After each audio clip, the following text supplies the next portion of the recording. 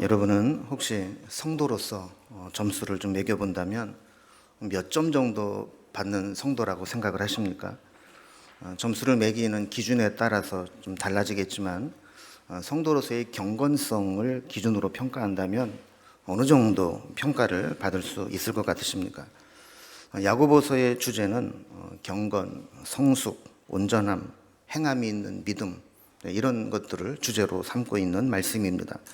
그래서 야고보서의 말씀을 이렇게 살펴보면 우리의 신앙을 점검해 볼 수 있는 그런 경건성의 지표들이 많이 나오게 되죠.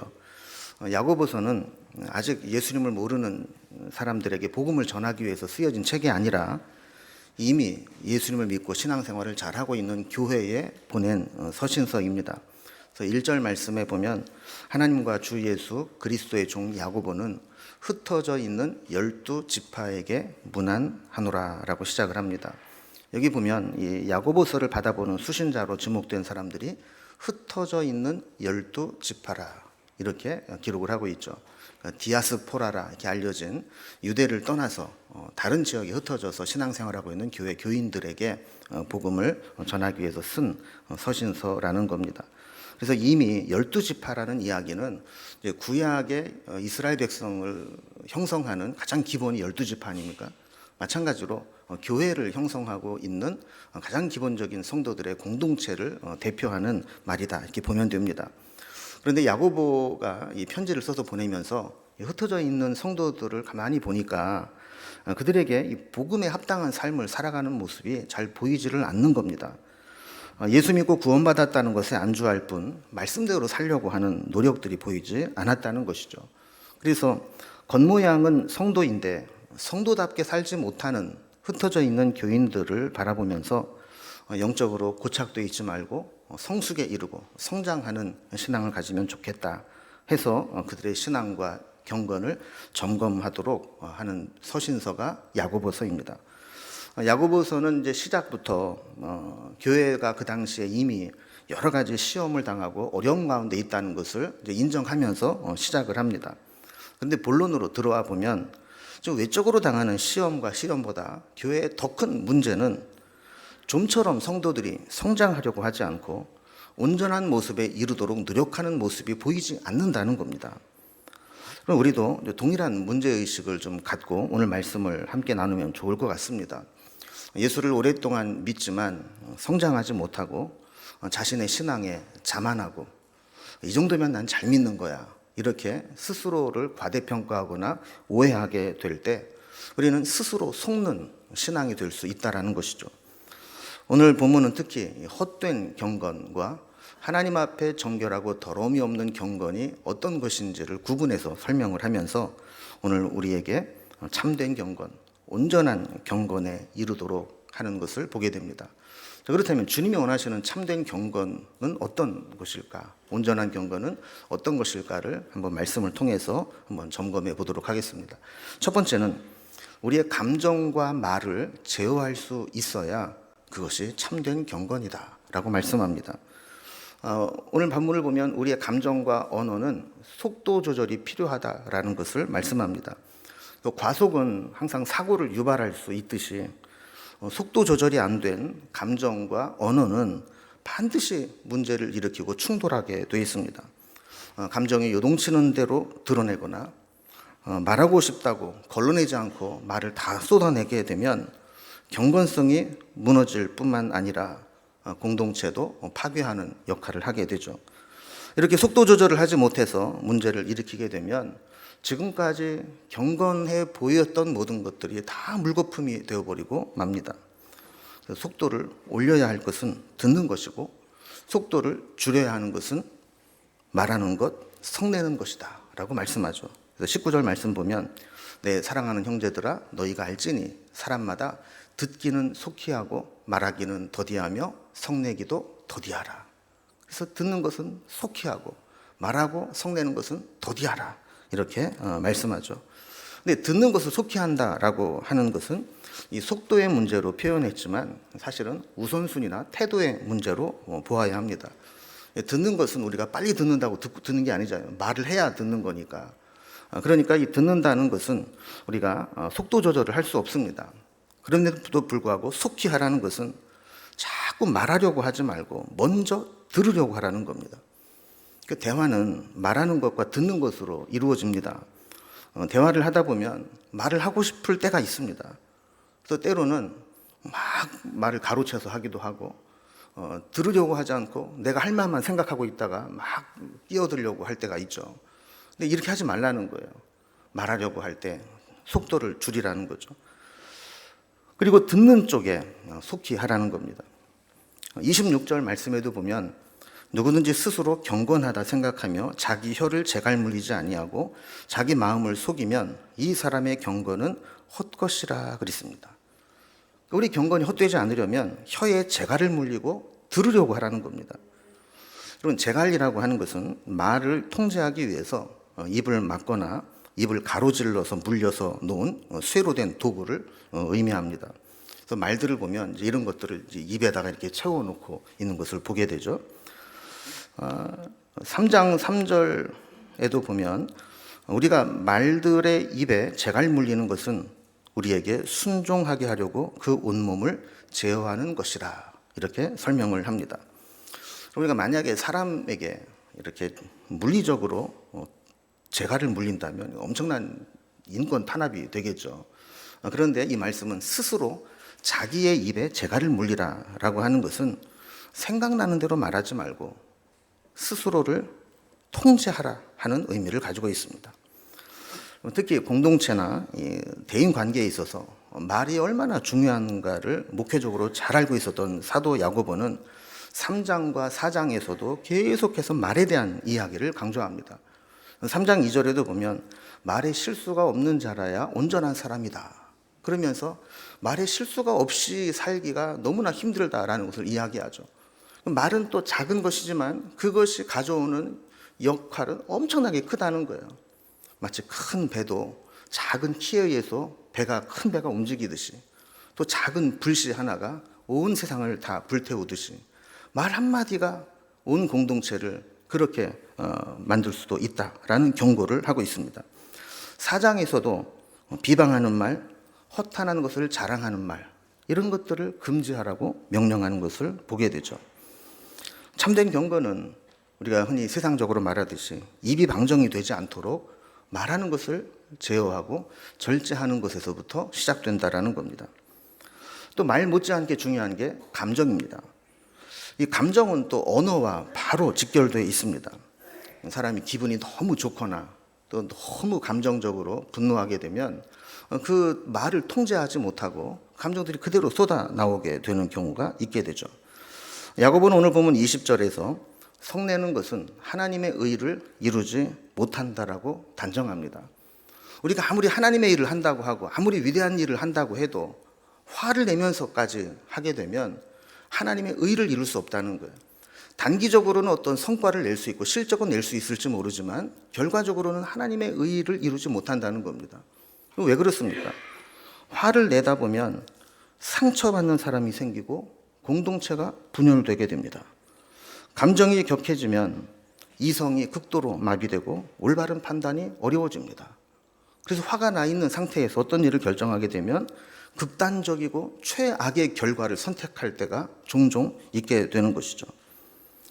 분노는 하나님이 우리에게 주신 감정이기는 하지만 문제는 이것을 제대로 통제하고 다루지 못하면 큰 피해를 입게 된다는 것입니다.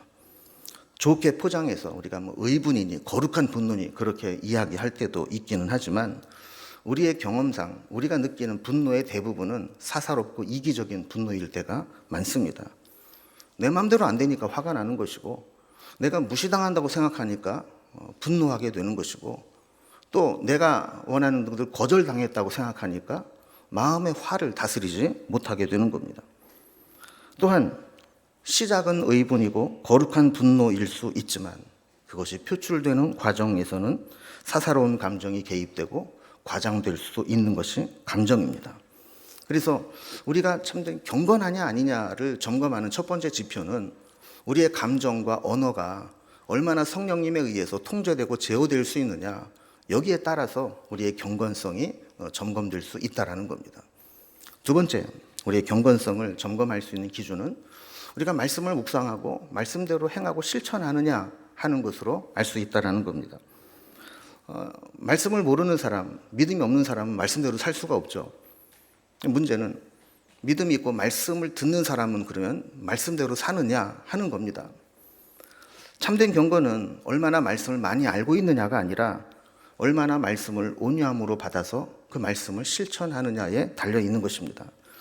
18절 말씀을 보면 좀 재미있게 표현을 하는데, 하나님은 우리를 진리의 말씀으로 낳으셨다라고 표현을 합니다. 우리가 말씀으로 잉태되었고 말씀으로 낳았다면 말씀의 사람이 되고 말씀의 열매를 맺어야 되는 게 당연한 거죠. 자, 누구에게서 낳느냐에 따라서 어떤 존재가 태어나느냐가 결정되는 겁니다.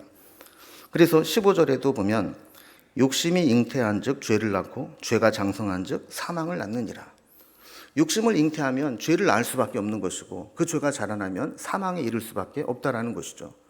그러나 성도들은 말씀으로 잉태되었고 말씀으로 낳았기 때문에 말씀의 열매를 맺고 말씀대로 살아가는 것이 당연한 것이다라고 이야기를 하는 겁니다. 그래서 경건한 사람은 말씀을 듣고 말씀을 행하고 말씀의 열매를 맺는 사람입니다. 하나님은 종종 우리에게 하나님의 말씀과 연관돼서 말씀을 먹으라 이렇게 표현하는 말씀들을 종종 하십니다. 에스겔서 2장 8절과 9절에 보면 에스겔에게 내 입을 벌리고 내가 내게 주는 것을 먹으라 하셨어요. 무엇을 주시는가 봤더니만 하나님께서 두루마리의 책을 주셨다는 거예요. 이 말씀을 주시면서 이것을 먹으라 이렇게 말씀을 하신 거죠. 예레미야 15장 16절에도 보면 내가 주의 말씀을 얻어 먹었사오니, 말씀을 얻어 먹었다 이렇게 먹었다라는 표현을 하게 돼요. 요한계시록 10장 9절에도 보면 천사가 사도 요한에게 두루마리를 주면서 갖다 먹으라. 그래서 그 먹으면 배에선 쓰지만 입에서는 꿀처럼 달 것이다. 이렇게 말씀을 해요. 이 말씀들의 공통점은 뭐냐면 말씀을 잘 들어라, 말씀을 잘 보관해라가 아니라 말씀을 먹어라 라는 거예요. 우리 몇 주 전에 주일 설교에서 떡에 대한 논쟁과 다툼이라는 말씀에서도 우리가 살펴보았듯이 먹는다라고 하는 것은 완전히 내 안에 들어와서 그것이 나의 힘이 되고 살이 되고 나를 움직이는 동력이 되는 것이다 라는 것을 살펴보지 않았습니까? 그 말씀을 먹으라라고 말씀하는 것은 그 말씀이 내 삶의 일부분이 되고 말씀을 힘입어 살아가라는 겁니다. C.S. 루이스는 독서법을 두 가지 독서법으로 분류를 했는데, 첫 번째는 우리 자신의 목적을 위해서 책을 읽고 이해하고 이용하는 겁니다. 두 번째는 저자의 목적을 받아들이는 자세로 독서하는 것입니다.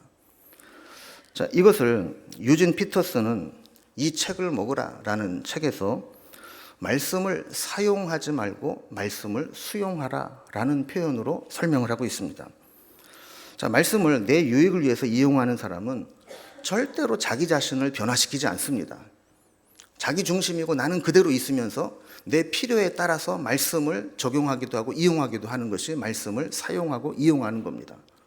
여기에 비해서 말씀을 수용한다라고 하는 것은 말씀을 온전히 나에게 받아들여서 나를 그 말씀에 맡겨서 말씀이 마음껏 나를 변화시키고 만들어 갈 수 있도록 위임하는 것, 그것이 말씀을 수용하는 것이라는 거예요.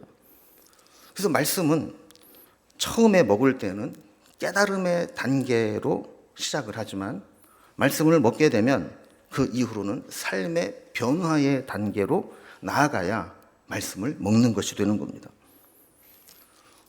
유대인의 전승에 의하면 이런 이야기가 있습니다. 율법을 배우는 제자가 랍비에게 자신이 얼마나 율법을 열심히 공부했는지를 자랑하면서 이렇게 질문을 합니다.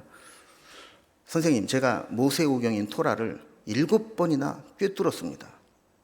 이제 이후에 제가 뭘 해야 됩니까? 그러자 스승 랍비는 이렇게 되물었습니다. 그래? 그렇다면 토라는 너를 몇 번이나 꿰뚫었니? 우리가 옛날에는 저 목사님 말씀을 잘 쪼개 뭐 이런 표현을 많이 했어요. 근데 여러분, 목사가 말씀을 잘 쪼개는 게 아니라 진짜 필요한 것은 말씀이 성도들을 쪼갤 수 있어야 그게 진짜 말씀입니다. 하나님의 말씀은 우리가 분류하고 난도질하고 요리하는 것이 아니고 그 말씀이 우리 속에 들어왔을 때 얼마나 우리를 변화시키고 우리를 움직이고 우리를 새롭게 할 수 있느냐, 여기에 달려있다라는 겁니다. 나는 변하지 않으면서 깨달음의 단계에 머물러 있거나 말씀을 내 유익을 위해서 이용하는 것은 참된 경건이 아닙니다. 자, 그렇다면 말씀대로 사는 것, 말씀을 먹는 것은 어떤 것인지를 부연 설명해서 21절 이후에 계속 설명을 합니다. 21절을 보면 그러므로 모든 더러운 것과 넘치는 악을 내버리고 너희 영혼을 등이 구원할 바 마음에 심어진 말씀을 온유함으로 받으라 그랬습니다. 자, 말씀을 먹으려면 제일 먼저 뭐가 필요하면 내 속에 있는 더러운 것들을 제거하고 온유한 마음으로 받아들여야 된다라는 거예요. 여러분 여기 보면 특별히 넘치는 악, 더러운 것과 넘치는 악이라고 이야기를 했습니다. 여러분 처음에는 쓰레기통에다가 쓰레기나 오물을 이렇게 집어넣을 때 뚜껑을 닫아 놓으면 보이지도 않고 냄새도 어느 정도 감출 수 있습니다. 그런데 계속 차올라서 뚜껑이 열릴 정도로 넘치게 되면 그때는 감당을 못하는 겁니다. 마찬가지로 우리 안에도 뭔가 마음속에 더러운 것들, 부정한 것들이 차곡차곡 쌓여져 갈 때 그것을 먼저 제거하지 못하게 되면 하나님 말씀을 받을 수가 없는 거예요. 또 하나님 말씀 받을 때 온유함으로 말씀을 받으라 그랬어요. 이 온유함으로 받는다는 게 뭔가? 현대인의 성경에는 하나님의 말씀을 겸손히 받아들이십시오라고 말씀하고 있습니다. 그러니까 말씀을 받아들일 때 겸손한 마음으로 받아들여요. 나 저거 아는 얘기야. 난 그거 이미 다 알아. 이런 것이 아니라 지금 나에게 주시는 말씀을 겸손하게 받아들이는 그 자세로 받아들여야 된다라는 거예요. 자, 그러면서 22절에 보면 너희는 말씀을 행하는 자가 되고 듣기만 하여 자기를 속이는 자가 되지 말라 그랬어요. 자, 말씀을 듣기는 듣는데 행하지 않는 사람을 뭐라고 얘기했냐면 자신을 속이는 자라 그랬어요. 이게 무슨 얘기냐면 우리가 말씀을 들으면 말씀에 비추어서 우리는 양심의 가책을 느끼게 됩니다. 내가 말씀대로 살지 못하고 내 부족함이 말씀 속에 비추어질 때 내가 잘못했구나, 내가 말씀대로 살지 못했구나 라는 가책을 받게 돼요. 그럼 사람은 둘 중에 하나를 선택하게 돼 있습니다. 첫 번째는 더 이상 말씀이 내 양심의 가책이 되지 않도록 내 삶을 바꾸는 것입니다. 그런데 많은 사람들이 이 방법을 선택하지 않습니다. 두 번째 방법을 선택하는데 두 번째 방법이 뭐냐 하면 말씀을 합리화하고 고치지 않는 겁니다. 이건 성경이니까 이런 거고 실제로 살다 보면 어떻게 이렇게 살아? 남들도 다 이렇게 못 살아. 이러면서 합리화를 시키는 거예요.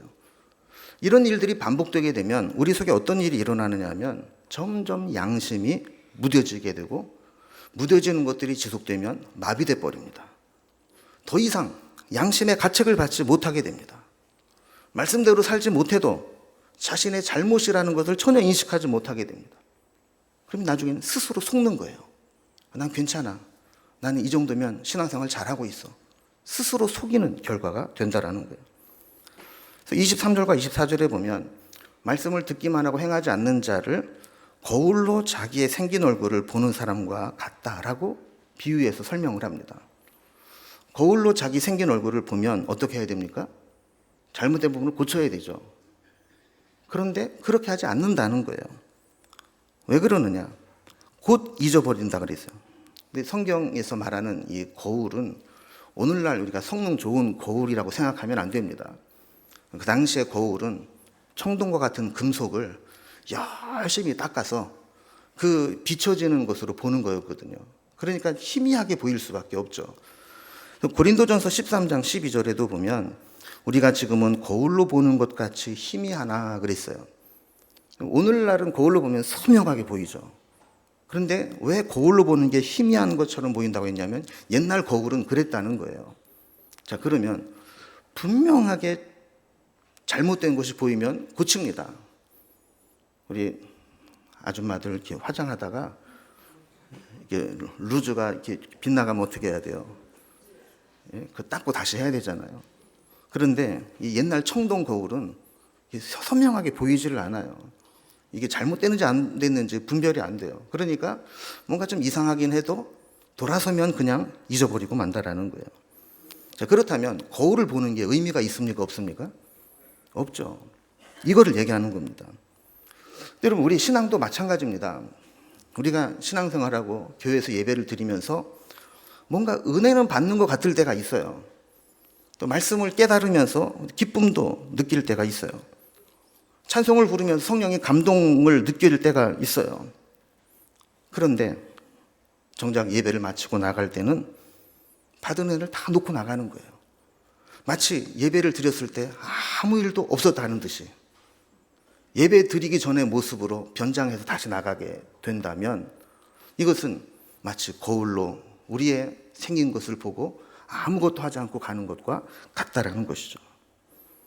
여러분, 말씀은 희미하지 않습니다. 말씀은 우리에게 분명히 요구합니다. 이렇게 살라라고 명령할 때가 있습니다. 우리가 그것을 선명하게 받아들이지 못한다면 그건 참된 경건이 아니라는 거예요. 25절에 보면 이 야고보는 말씀을 이렇게 해석합니다. 자유롭게 하는 온전한 율법을 들여다보고 있는 자. 이런 자는 듣고 잊어버리지 않는다는 거예요. 그리고 원래 율법이라고 하는 것은 우리를 자유롭게 하지 못했습니다. 율법의 수많은 조항들은 우리를 얽어냅니다. 그 율법 조항 중에 하나라도 어기게 되면 죄인으로 정죄함을 받습니다. 그런데 우리는 이제 자유롭게 하는 온전한 율법이 되었습니다. 십자가 은혜로 구원함을 받고 이제는 구원받기 위해서 율법을 지키는 것이 아니라 구원받은 자가 되어서 감사함으로 지키는 율법이 되었습니다. 자발적으로 지키는 율법이 되었습니다. 이런 사람들은 율법을 들여다보고 있는 자라 그랬어요. 여러분, 들여다보고 있는 자라라는 이 말은 우리말 번역에는 들여다본다라는 한 단어로 되어 있지만 원래 원어에 보면 두 개의 단어로 분리돼서 기록되어 있습니다. 하나는 몸을 굽혀 자세히 보다라는 파라퀴시스라는 단어와 또 계속 머물다라는 파라메이나스라는 단어로 두 개로 설명이 되어 있죠. 그래서 원어를 좀 충실하게 번역한 공동번역 성경에 보면 율법을 들여다보고 있는 자라는 것을 이렇게 번역했어요. 완전한 법을 잘 살피고 꾸준히 지켜나가는 사람은 그랬어요.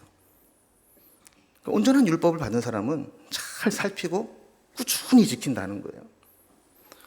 여러분, 우리가 말씀을 대해보면 말씀을 들을 때 기쁨이 있습니다. 그런데 말씀을 듣고 깨달을 때 기쁨은 배가 되죠. 그런데 듣고 깨달을 때보다 말씀대로 실천할 때 능력이 나타나는 거예요. 참된 경건은 뭐냐? 듣고 깨닫는 것으로 끝나는 것이 아니라 말씀대로 행하는 것까지 갈 때 그것이 참된 경건이라는 거예요. 세 번째로, 경건을 점검하는 척도는 우리가 얼마나 이타적인 삶을 사느냐, 그리고 자신을 세속으로부터 지켜내느냐 하는 것이 기준이라는 겁니다. 바울은 디모데후서 3장 5절에서 말세에 되어질 일들을 쭉 열거하면서 마지막 부분에 경건의 모양은 있으나 경건의 능력은 부인하는 자들이 나타날 것이다 라고 경고했습니다. 그러니까 겉으로는 경건이 있는 것처럼 보이지만 실제로는 경건하지 않은 사람, 경건한 척하는 껍데기 경건만 가지고 있는 사람들이 말세에는 늘어나게 될 것이라는 겁니다. 그러면서 이 참된 경건에 대한 실제적이고 구체적인 사례를 몇 가지 들어서 우리에게 설명을 하는데 27절 말씀을 보면 하나님 아버지 앞에서 정결하고 더러움이 없는 경건은 곧 고아와 과부를 그 환난 중에 돌보고 또 자기를 지켜 세속에 물들지 아니하는 그것이니라 라고 말씀했습니다. 그럼 여기에 정결하고 더러움이 없는 이라는 표현은 원래 율법에서 제사를 드릴 때 제물에 적용되는 용어입니다. 그러니까 흠 없고 점 없는 정결하고 더러움이 없는 제물로 하나님 앞에 제사를 드려야 되는 그 개념을 지금 우리의 경건이라는 개념에 대입시키고 있는 것이죠. 그래서 우리 어떤 것이 그러면 흠 없고 정결한 더러움이 없는 경건이냐 그랬을 때 하나는 외부로 향하는 경건이 있고 하나는 나 자신에게 향하는 경건이 있습니다. 첫 번째로 외부로 향하는 경건은 고아와 과부를 환난 중에 돌보는 것이다 그랬습니다. 이 고아와 과부는 당시의 사회적 약자를 대변하는 존재들이었습니다. 시편 68편 5절에서도 하나님은 고아의 아버지시며 과부의 재판장이시라 그랬습니다. 고대에는 고아들은 보호자가 없으니까 데려다가 종으로 삼는 경우가 비일비재했습니다. 또 혼자 사는 과부들은 보쌈을 하듯이 데려다가 여종으로 삼거나 아니면 후초로 삼는 경우가 많았습니다. 그러나 하나님은 그들을 도우시고 그들의 아버지가 되시고 그들의 억울함을 풀어주는 재판장이 되신다라고 말씀하는 것이죠. 경건이라는 게 뭐냐? 우리 마음 뿌리 깊이 자리 잡고 있는 이기적인 마음을 버리고 이타적인 삶을 사는 것으로 우리의 경건을 평가할 수 있다라는 겁니다. 얼마나 인색하지 않고 또 돌려받을 기약이 없는 그런 자들에게 우리의 수고와 물질과 돌봄과 헌신을 할 수 있느냐가 경건의 표지라는 겁니다. 여러분에게 고아와 과부는 어떤 사람들입니까? 참 조심스러운 이야기이긴 한데 좀 오해하지 않고 들어주시면 좋겠습니다. 우리 부목사님들은 이제 잘 알고 있지만 지금 제 제자들이나 후배들 중에 교회를 개척하고 어렵게 사역하는 목사들이 많습니다. 또 선교사들이 많이 있습니다. 네, 그런 분들이 저를 아주 자주 찾아옵니다. 한 달에도 몇 분씩 계속 찾아오는데 저는 그분들이 올 때마다 제가 섬길 고아와 과부다라고 생각을 합니다. 그래서 식사를 대접하고 자녀들이 있는 가정 같은 경우는 치킨을 사서 포장을 해서 보내고 작지만 봉투를 해서 전해줍니다. 저도 지금 아들 셋을 대학과 대학원을 보내면서 학비와 용돈을 대느라 허리가 휘지만 저는 그분들이 하나님께서 저에게 보낸 과부와 고아다라고 생각을 하기 때문에 제가 할 수 있는 한 그분을 섬기려고 노력을 하는 겁니다. 성도들도 없이 쓸쓸한 예배당을 지키고 있는 개척교회 목사에게 누가 밥이라도 따뜻하게 사줄 것이며 누가 봉투라도 해주겠습니까? 또한 저는 개인적으로 지금 서너 군데 선교사님과 개척교회 목사님들을 매월 정기적으로 후원을 하고 있습니다. 제가 목회를 시작하고 부목사 시절부터 한 달도 쉬지 않고 지속해온 일입니다. 지난 목요일에는 성대 기독학생연합회 개강예배 설교를 했는데 설교 전에 책임 간사님이 인사를 하겠다고 왔는데 사례비라고 봉투를 주시더라고요. 근데 제가 거절했습니다. 그랬더니 부끄럽게 그러지 말고 받아달라고 그래서 제가 얼른 받았습니다. 그리고 그 자리에서 바로 돌려드렸습니다. 그리고 내가 받았고 이거는 학생들을 위해서 헌금할 테니까 써주세요. 그리고 돌려드렸습니다. 그럼 전들 왜 감사합니다 그러고 받고 싶은 마음이 없겠습니까?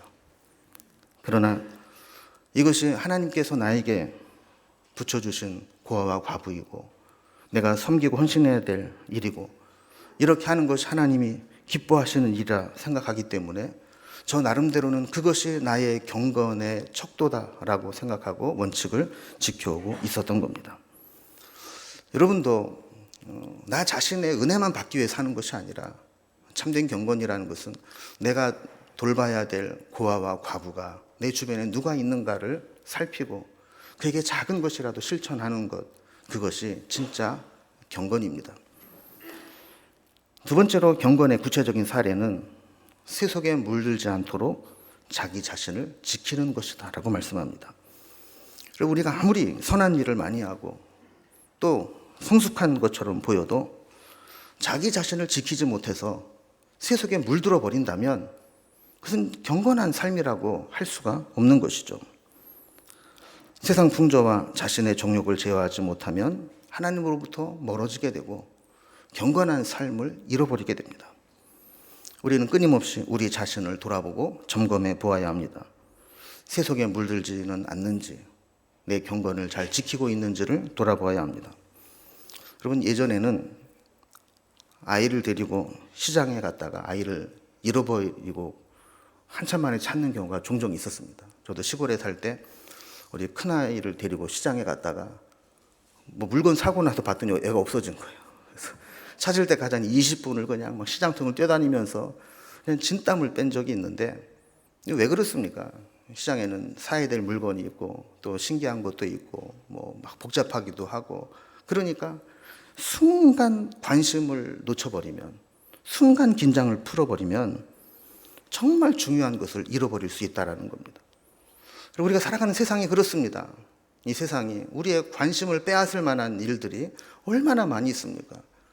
거기에 순간 긴장을 풀어버리면 우리의 경건이 흐트러지고 무너지는 경우가 생기게 되는 것이죠. 물론 여기서 말한 이 두 가지가 구체적인 사례의 전부는 아닙니다. 우리는 삶의 현장 속에서 각자 내 경건은 어떻게 하나님 앞에 증명될 수 있을지, 하나님이 기뻐하시는 경건의 삶이 나를 통해 어떻게 나타날 수 있을지를 고민하면서 살아갈 필요가 있는 것이죠. 오늘 세 가지를 다시 한번 기억합시다. 첫 번째 뭐라고 그랬습니까? 우리의 감정과 언어를 제어할 수 있어야 된다. 두 번째는 말씀을 듣기만 하는 것이 아니라 듣고 행하는 자가 되어야 한다. 그리고 세 번째는 이타적인 삶을 살고 세속에 물들지 않도록 자신을 지키는 것이다. 이 세 가지를 기억하면서 하나님이 기뻐하시는 경건한 삶을 살아갈 수 있기를 주님의 이름으로 기원합니다.